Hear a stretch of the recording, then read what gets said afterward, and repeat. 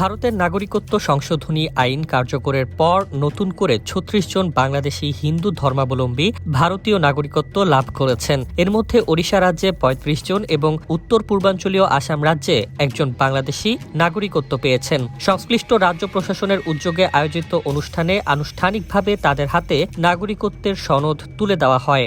নতুন এবং ফিরে আসা গ্রাহকদের জন্য নগদে চলছে ক্যাশব্যাক সহ প্রতিদিন হাজারো উপহার জেতার সুযোগ। হবে আশা আর ফেরা সারপ্রাইজ সেরা।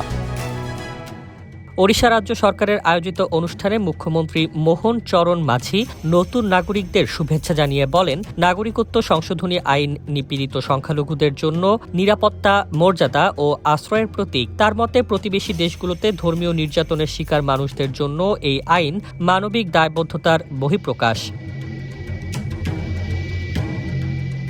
ভারতীয় সংবাদ মাধ্যম দ্য হিন্দু জানায়, ২০১৯ সালে প্রণীত সিএএ এর আওতায় গত বৃহস্পতিবার বাংলাদেশ থেকে ভারতে আশ্রয় নেওয়া ৩৫ জন অভিবাসীকে নাগরিকত্ব দেওয়া হয়। এর মাধ্যমে ওড়িশা রাজ্যে সিএএ আইনে নাগরিকত্ব পাওয়া মানুষের সংখ্যা বেড়ে দাঁড়ালো ৫১ জনে। রাজ্য প্রশাসনের তথ্য অনুযায়ী বর্তমানে সেখানে আরও প্রায় ১,১০০টি আবেদন যাচাই বাছাইয়ের বিভিন্ন ধাপে রয়েছে।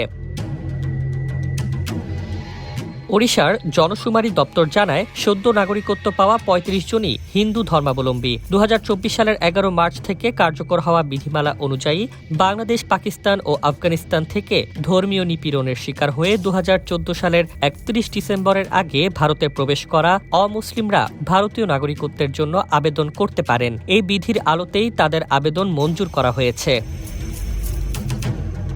অন্যদিকে আসাম রাজ্যে সিএএ এর আওতায় প্রথমবারের মতো এক বাংলাদেশি নারী ভারতীয় নাগরিকত্ব পেয়েছেন। শ্রীভূমি জেলার বাসিন্দা ৪০ বছর বয়সী ওই নারী ২০০৭ সালে বাংলাদেশ থেকে ভারতে আসেন। শিলচরের সাবেক ফরেনার্স ট্রাইব্যুনালের সদস্য ও আইনজীবী ধর্মানন্দ দেব জানান, একজন ভারতীয় নাগরিককে বিয়ে করে এবং টানা ৭ বছর ভারতে বসবাসের শর্ত পূরণ করায় নাগরিকত্ব আইন ১৯৫৫ এর সংশ্লিষ্ট ধারার অধীনে নিবন্ধনের মাধ্যমে তাকে নাগরিকত্ব দেওয়া হয়েছে।